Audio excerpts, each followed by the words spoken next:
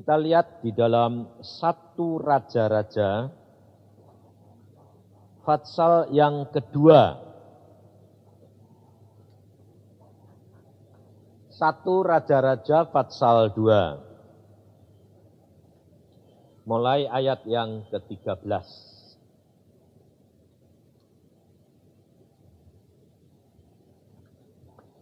Di sini judulnya berkata, tindakan-tindakan Salomo untuk mengokohkan tahtanya.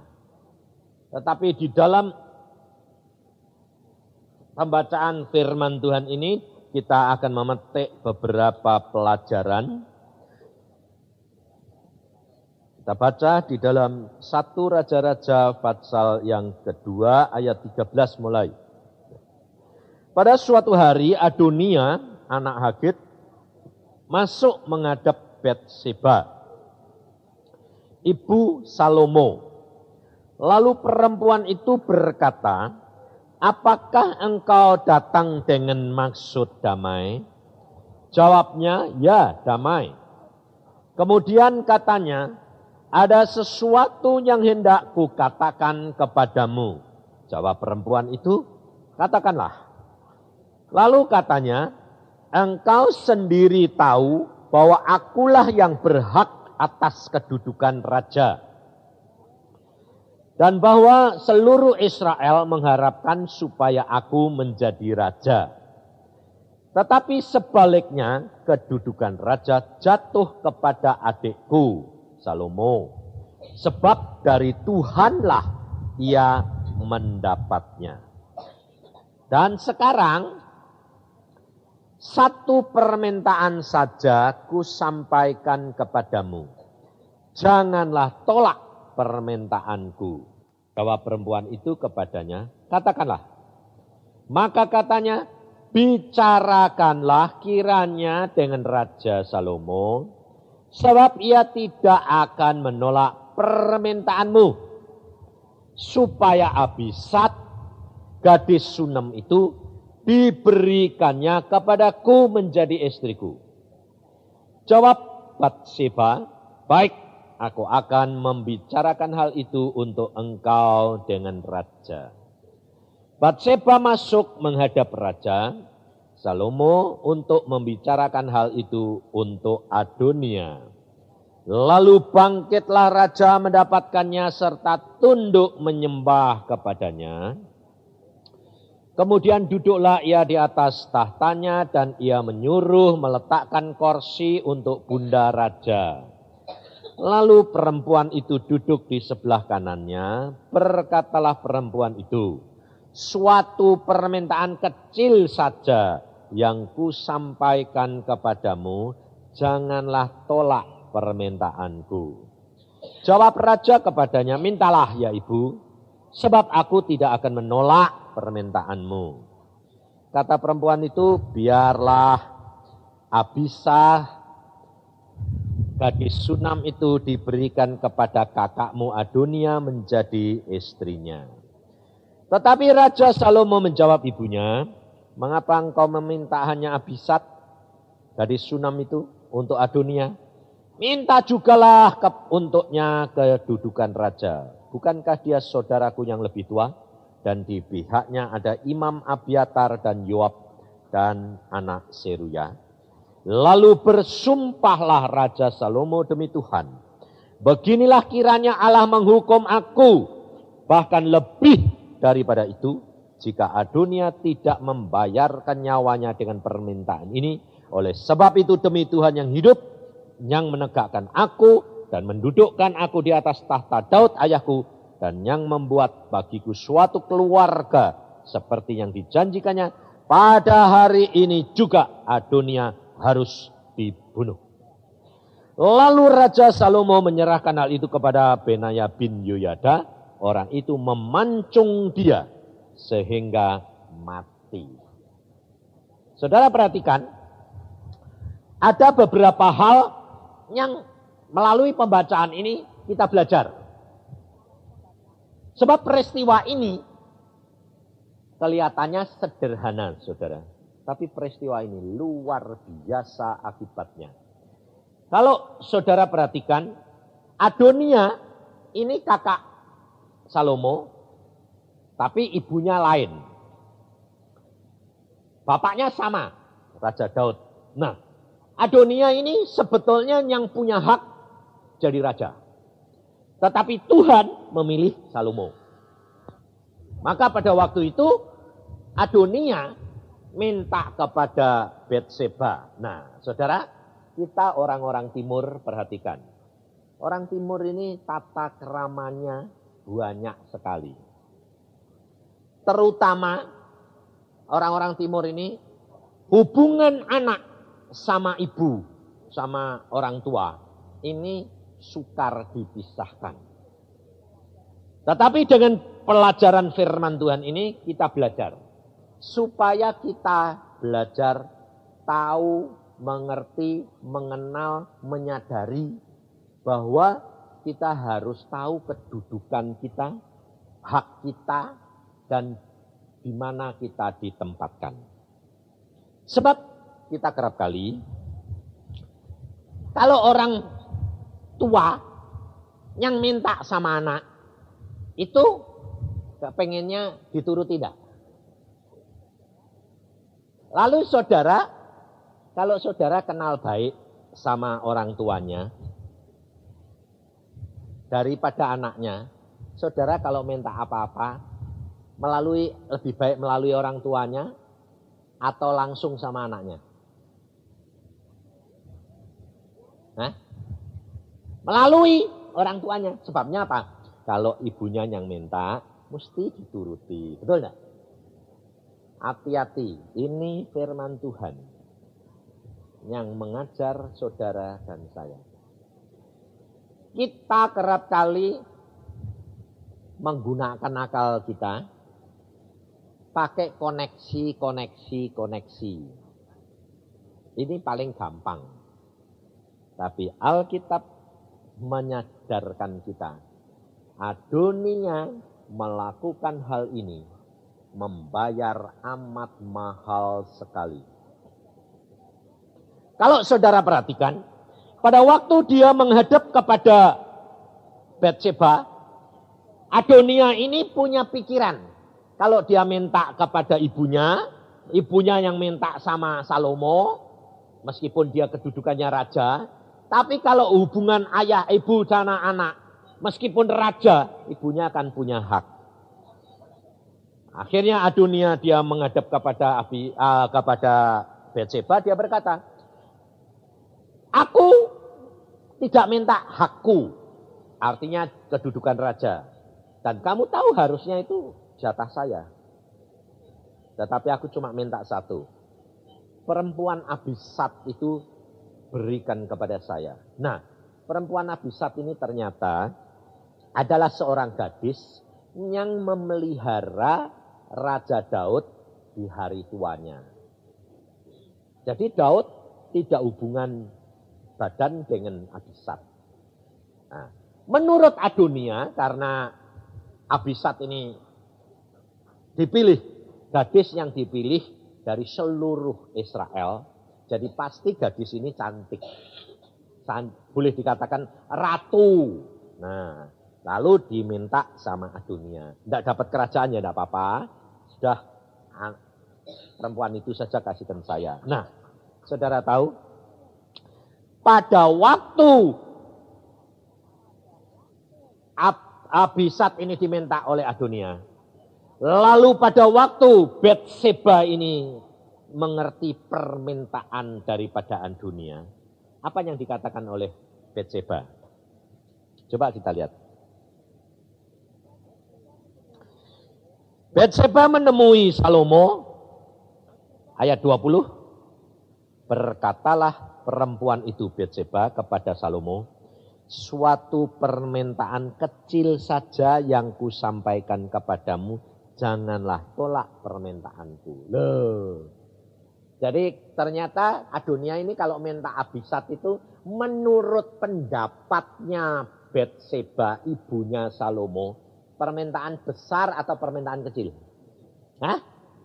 Ada artinya enggak kalau kecil? Hah? Enggak ada. Saudara perhatikan. Pada waktu hal ini dikemukakan sama Salomo sudah ngomong loh. Minta saja ibu, aku tidak bakal tolak.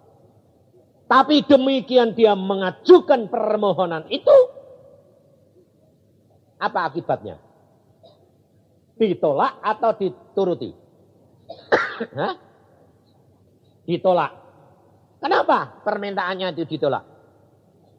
Saudara perhatikan. Sebab di dalam permintaan daripada Betseba ibunya ini menyangkut kedudukan raja. Saudara perhatikan. Makanya kalimatnya di atas tadi apa? Bagaimana Salomo mengokohkan kerajaannya. Jadi saudara harus tahu, Betseba dia tidak dapat menempatkan dirinya di dalam posisi yang benar. Kenapa? Pada waktu dia minta, kalau dia minta perkara hubungan anak sama orang tua, boleh. Tapi tidak boleh dia minta urusan kerajaan. Ngerti?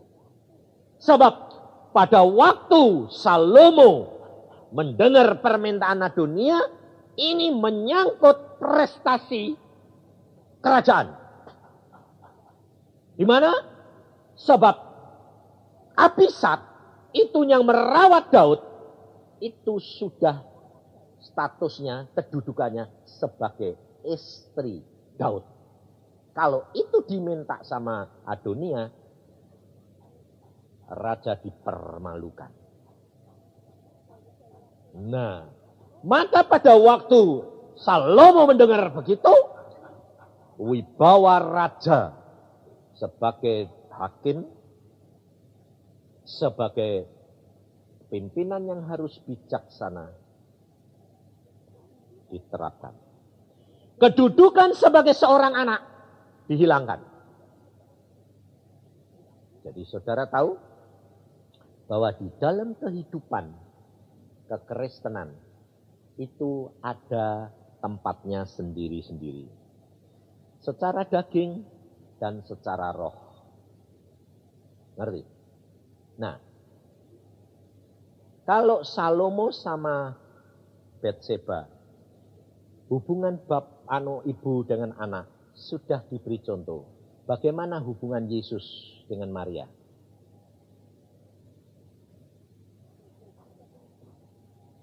Ada hubungan daging enggak? Hah? Ada. Nah, bagaimana kedudukan Yesus sebagai raja di atas segala raja? Bahkan Allah yang maha kuasa. Nah, kita kerap kali saudara tidak menyadari hubungan daging ini diterapkan. Makanya coba kita lihat di dalam Yohanes pasal yang kedua.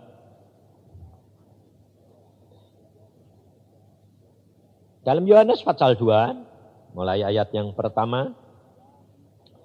Pada hari ketiga ada perkawinan di Kana yang di Galilea dan ibu Yesus ada di situ. Yesus dan murid-muridnya diundang juga ke perkawinan itu. Ketika mereka kekurangan anggur, ibu Yesus berkata kepadanya, mereka kehabisan anggur. Kata Yesus kepadanya, mau apakah engkau daripadaku ibu? Saatku belum tiba. Loh, saudara tahu? Pada waktu orang kesulitan kekurangan anggur, yang pesta itu keluarganya, familinya Maria. Dia takut kalau keluarganya dipermalukan, dia tahu Yesus itu siapa, betul enggak? Makanya Maria, karena dia ini ibunya Yesus, dia merasa apa? Punya hak. Boleh minta. Tapi jawaban Yesus apa? Mau apa kamu? Tidak ada hubungannya. Karena ini anggur, air diubah menjadi anggur. Ini mujizat. Ini kuasa Allah. Ini Allah yang bisa mengerjakan. Tapi Maria sebagai ibu daging, Dia merasa punya hak. Dia minta. Tuhan Yesus jawabnya apa? Mau apa kamu? Waktuku belum tiba. Kenapa dia mengatakan waktunya belum tiba? Ini hak Bapa, bukan hak daging. Ngerti saudara? Jadi, ini pelajaran buat kita. Contohnya, di dunia ini saudara kerap kali ngangkat ibu rohani enggak? Ibu rohani. Loh, mana ada bapak rohani, ibu rohani? Saya kalau ada orang bilang, Pak Yusa itu bapak rohaniku. Saya enggak pernah bilang, ya, enggak pernah aku punya anak kamu. Saya orangnya belak-belakan saya. Sebabnya apa? Alkitab mengajar tidak ada model hubungan-hubungan daging. Bapak rohani kita siapa? Yesus. Tidak ada yang lain. Hubungan daging. Tapi hubungan rohani Yesus. Tidak ada yang lain. Saudara dan saya tidak berbeda. Sama. Maka dari itu perhatikan. Jangan kalau kita umpamanya jadi gembala. Atau irin di tempat ini. Dia nampung. Hamba-hamba Tuhan. Atau istri hamba Tuhan. Lalu merasa, wah aku ibu rohani nih. Gak model ya. Dan gak usah. Nanti kalau minta apa-apa. Bu Irin aku butuh. Lah, berarti saudara itu harap manusia enggak? Terkutuk. Alkitab punya nama. Adonia mengharapkan Betseba menolong. Akibatnya apa? Kepalanya hilang. Nah, saudara mau enggak kehilangan pahala di surga? Jangan harap pada manusia. Hal ini dijelaskan oleh Tuhan Yesus. Coba kita lihat di dalam Yohanes. Ini tidak cuma sekali. Dalam Yohanes pasal yang ke-19. Saudara perhatikan. Kenapa hal ini diungkapkan oleh Tuhan Yesus? Supaya saudara itu tahu bahwa hubungan daging itu harus dipisahkan dengan hubungan roh. Kedudukan daging sebagai ayah dan ibu terhadap anak beda dengan hubungan kedudukan di dalam hidup ini. Raja Salomo dia raja. Memang dia anak Betseba. Pada waktu Betseba datang dia nyembah. Karena memang anaknya. Tapi pada waktu dia menjadi raja, ibunya harus nyembah dia. Betul tidak? Contohnya, pada waktu Salomo dia lantik oleh Nabi Nathan. Daud nyembah. Lihat dulu sebentar. Balik lagi ke sana ayo. Supaya saudara dan saya jelas. Satu Raja-Raja pasal yang pertama. Ayat yang ke-47. Saudara perhatikan. Raja Daud ini luar biasa. Makanya Daud ini disenangi Tuhan itu karena gitu. Lain sama Betseba ibunya. Juga pegawai-pegawai raja telah datang mengucapkan selamat kepada Tuan kita Raja Daud. Dengan berkata, kiranya Allahmu membuat nama Salomo lebih masyhur daripada namamu. Dan tahtanya lebih agung daripada tahtamu. Dan Raja pun Daud telah sujud menyembah di atas tempat tidurnya. Dan beginilah katanya. Loh, saudara tahu. Jadi pada waktu Salomo dilantik jadi raja, Daud nyembah enggak? Hah? Nyembah. Berarti Daud tahu enggak kedudukannya sekarang diambil Salomo? Dia jadi apa? Jadi rakyat biasa.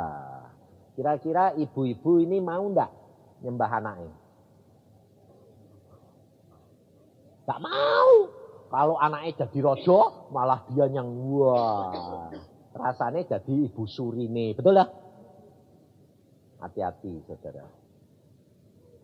Kita harus belajar. Tahu di tempat mana kita berada.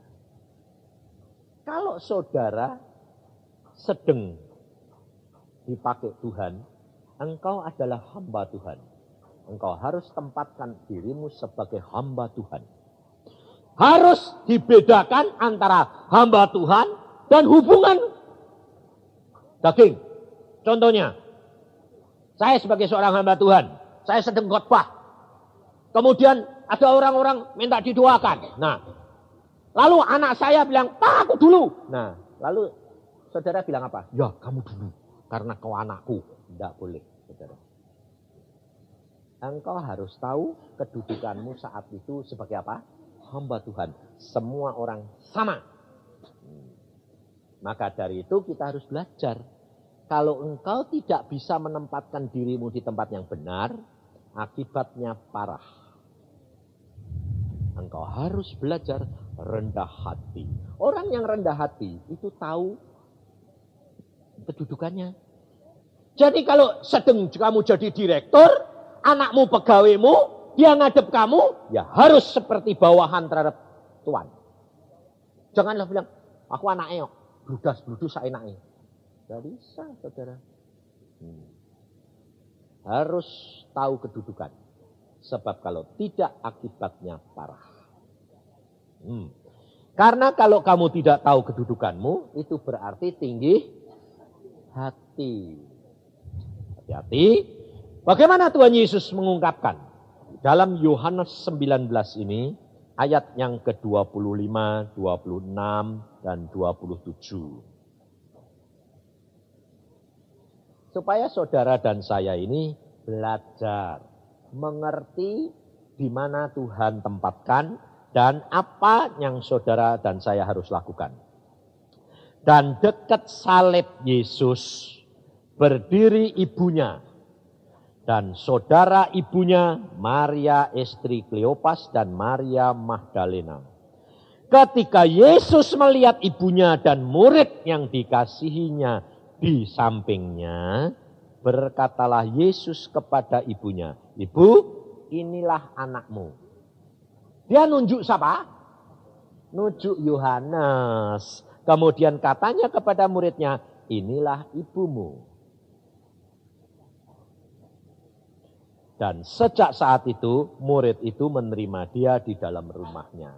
Kenapa Tuhan Yesus melakukan hal itu? Sebab Tuhan Yesus mau memberitahukan kepada Maria yang masih selalu susah sedih melihat Yesus disalib itu sebagai anaknya. Salah. Maria harus melihat dia bukan anaknya. Tetapi dia adalah Mesias, anak Allah. Tidak sedih karena anaknya. Tidak boleh. Maka Yesus berkata, "Ibu, lihat anakmu. Ini anakmu." Jadi Yesus berkata, "Aku bukan anakmu. Aku Mesias. Aku anak Allah." Makanya pada waktu dia umur 12, sebetulnya Maria itu sudah dikasih tahu sama Tuhan Yesus. Lihat di dalam Lukas.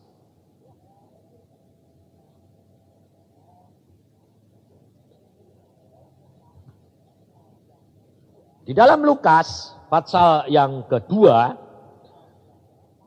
ayat yang ke-48, 49, 50, dan 51. 50 saja. Dan ketika orang tuanya melihat Yesus dia, tercenganglah mereka lalu kata ibunya kepadanya, "Nak, mengapakah engkau berbuat demikian terhadap kami? Bapakmu dan aku dengan cemas mencari engkau." Jawabnya kepada mereka, "Mengapa kamu mencari aku? Tidakkah kamu tahu bahwa aku harus berada di dalam rumah Bapakku?" Tetapi mereka tidak mengerti apa yang dikatakannya kepada mereka. Saudara tahu? Jadi Yesus sebetulnya sudah negor Maria dah. Udah. Kamu jangan anggap aku ini anakmu. Kamu ini cuma dipakai saluran, melahirkan tok. Habis itu, aku ini anaknya siapa? Bapak di surga. Maka dari itu saudara, hidup kekristenanmu harus baca Alkitab, lalu pelajari caranya Yesus mengajar kepada familinya, kepada keluarganya. Supaya saudara dan saya belajar, tahu menempatkan diri. Kalau saudara sebagai orang tua, lalu tugasmu apa? Dikasih anak, tugasmu membesarkan anak. Anakmu kalau sudah kawin, tetap kamu urusi apa enggak? Hah? Enggak boleh, sudah kawin itu sudah urusannya dewek. Tapi kerap kali wong tua bilang apa? Aduh, itu anakku. Aku sing lahirke, aku sing gede. Kok diambil mantune? Saya kini enggak pernah lihat orang tua. Berarti saudara ini enggak tahu kedudukanmu enggak? Ini. Kalau dia sudah menikah, Alkitab sudah berkata, mereka menjadi satu. Mereka harus keluar meninggalkan orang tuanya. Berarti tugasmu sudah selesai Pak Blon? Sudah. Jangan mbok rusoi. Kerap kali wong tua melu-melu terus anaknya sampai bilang, aku ki kawin mbek kowe apa kawin mbek mbokmu. Nah itu. Ini loh saudara, kita kerap kali tidak sadar. Sebabnya apa? Akhirnya membawa keributan. Tidak malah membawa damai. Coba perhatikan Adonia tadi. Betseba menganggap itu perkara kecil. Tetapi akibatnya kepala Adonia dipotong. Bayangin saudara. Kalau Raja Dunia Salomo menerapkan keadilan dan kebenaran, kedudukannya sebagai raja dan sebagai anak, dia di posisi yang benar. Padahal menurut pikiran manusia itu kejem loh, betul enggak? Wong cuma minta gitu, tidak boleh ya sudah toh, ditolak saja. Lah kok kepalanya dipotong kenapa? Kejem enggak? Secara manusia kejem enggak? Kejemnya luar biasa sampai aku ya kaget. Loh Tuhan, Salomo kok kejemnya kayak gini? Tuhan bilang apa? Itu bukan kejem, tetapi dia melakukan tugasnya sebagai hakim. Apalagi Tuhan Yesus. Dia hakim di atas segala hakim enggak? Dia raja di atas segala raja enggak? Lah kok kamu pakai koneksi ini apa? Koneksinya apa? Pak, kalau engkau yang sembahyang sebagai hambanya, wah didengar Pak. Kalau aku kan enggak. Dipancung kepalamu nanti. Sebabnya apa? Kamu berharap kepada manusia. Dan Allah tidak senang. Karena Alkitab berkata, terkutuk orang yang berharap pada manusia. Maka dari itu saudara, kekristenan kita diajar langsung dengan Yesus. Jangan pakai koneksi-koneksian sebab Yesus sudah berkata sendiri, mengajar sendiri. Bahwa ke hubungan daging-daging, hubungan roh-roh. Supaya saudara dan saya belajar menempatkan diri di mana kamu berada, ditempatkan, itu yang kamu harus cari terus. Sampai kamu mendapatkannya. Hubunganmu dengan Yesus ini langsung. Sebab Yesus berkata apa? Aku jalan, kebenaran dan hidup. Jadi tidak ada jalan yang lain kecuali melalui Yesus. Jadi jangan koneksi-koneksian. Jangan harap hamba Tuhan. Dan kalau hamba Tuhan dipakai, itu satu anugerah. Dan hamba Tuhan harus sadar. Jangan merasa kalau kamu dipakai, kamu lalu mengambil kemuliaan Allah. Hati-hati, sebab kamu akan dihakimi. Kamu akan bertanggung jawab. Supaya kita sadar, kita hanya sebagai saluran. Tidak ada saluran yang terima kasih, itu tidak ada. Saudara pun tidak pernah terima kasih sama pipa ledeng. Kalau pipanya itu yang nyalurin air terus kan pipanya toh. Saudara pernah terima kasih sama pipa? Enggak toh? Bisa ngocor. Kamu yang tidak bilang, terima kasih pipa, enggak. Tapi kalau enggak ngocor, pipanya mbok ketoki. Buntet ini, ketoki lah. Pipanya malah keploki. Nah, padahal Cipari rak salah. Saudara tahu. Engkau harus tahu. Hamba Tuhan hanya sebagai apa? Saluran. Tapi zaman sekarang hamba Tuhan jadi apa? Seperti diutus Tuhan. Dan dia punya hak berbicara. Saudara jangan menghakimi. Artinya begini. Perbuatannya jelek kok ngomongannya pinter. Jangan. Sebab Tuhan Yesus sudah ngomong. Pengajarannya dengar. Tapi perbuatannya jangan. Jadi saudara kalau jadi jemaat, saudara harus sadar. Kalau hamba Tuhan itu perbuatannya jelek kayak apa. Tapi kalau dia di mimbar, dengarkan pengajarannya. Tapi kalau di luar, jangan dianggap. Itu urusan ini Tuhan. Tidak yang jahat, digantung Tuhan. Dia. Sebab banyak hamba Tuhan jadi calo surga. Tapi saudara jangan kemakan calo. Rugi. Maka dari itu, saudara kalau dia sedang membawa firman, dia adalah hamba Allah. Dia memakai nama Allah. Tetapi kalau dia di luar, dia hamba Allah. Dia tanggung jawab sama Allah. Bukan tanggung jawab sama kamu. Kamu tidak boleh menghakimi. Dan kamu harus tahu kehidupan kekristenan. Harus tahu kedudukanmu. Di mana kamu berada. Kalau kamu sebagai seorang sahabat Tuhan tapi sedang turut dengar firman. Kamu harus tahu kamu bukan hamba Tuhan. Tetapi kamu adalah anak-anak Tuhan. Tapi kalau kamu sedang dipakai Tuhan untuk membawa firman. Kamu adalah hamba Tuhan. Jadi kita harus tahu. Makanya saya terus terang saudara. Beda. Kalau saya melayani. Saya tidak mau mikir istri anak-anak saya. Tidak urusan. Saya hamba Tuhan. Tapi kalau saya sudah tidak melayani, orang lain Pak melayani, tidak. Yang aku sedang sebagai seorang suami dan ayah. Saya adalah manusia biasa. Ini pengalaman saya. Pada waktu saya di Surabaya. Istri saya nyusul. Nah, sebab 2 minggu, saya dulu 3 minggu. Sudah 2 minggu lebih, kurang cuma 3 hari. Aku kangen deh istriku. Tahu datang masuk kamar, mau tak cium. Tuh, baru mau tak pegang, Tuhan ngomong. Loh, kok hehe. Padahal istriku dewek loh. Tuhan bilang, kamu sedang berperang. Tidak boleh pegang perempuan. Oh, ini istriku kok Tuhan. Tapi kamu sedang berperang. Oh, langsung saya mundur, saya bilang, maaf ya, aku tidak boleh pegang-pegang kamu. Loh lah kok kamu suruh aku nyusul? Berdoa, nunggu sampai bar. Oh gitu, ya. Saudara tahu? Saya diajar praktis dengan Tuhan. Makanya saya tidak berani. Kalau pelayanan, kalau keluarga, saya tidak mau campur-campur. Pelayanan sambil rekreasi, tidak. Jadi kalau saya rekreasi, saya tidak urusan. Orang mau nih, Pak, kayak ada masalah. Sembayang, dewek. Pak, tolong bantu doa. Sembayang, dewek. Aku ya kayak jalan-jalan. Nah, saya tidak mau.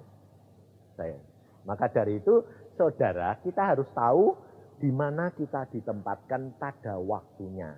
Itu Tuhan suka. Supaya jangan sampai kita mencuri kemuliaan Tuhan. Sebab kalau tidak, akibatnya parah. Rugi. Maka firman Tuhan ini renungkan. Supaya kita belajar rendah hati. Di mana kita ditempatkan, di situ kita berada. Amin. Mari kita berdoa.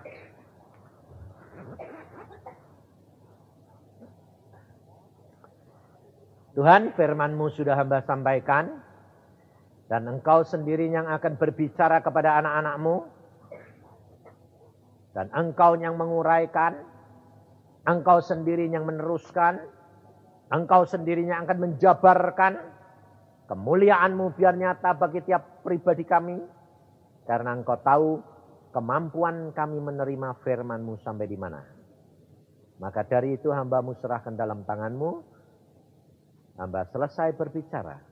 Tapi Roh Kudus yang akan meneruskan sendiri. Pribadi demi pribadi. Terima kasih Bapak. Akan kasih setiamu ini. Dalam nama Tuhan Yesus kami mengucap syukur dan percaya. Amin.